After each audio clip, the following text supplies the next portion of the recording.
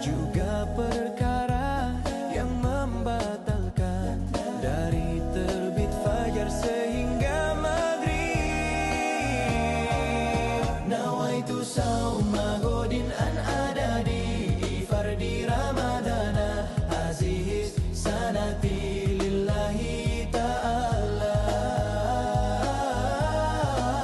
Puasa melatih kita sabar, puasa menjadikan kita sihat, puasa perlukan keikhlasan di dalam bulan Ramadan. Nawaitu sauma godin an adai.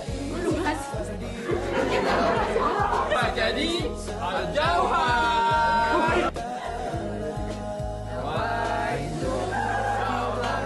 Banyak sedekah, jangan lupa pula baca Al-Quran,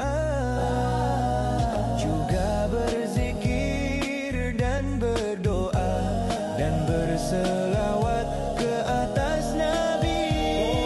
Sauma godin an adai fardi ramadana aziz sanati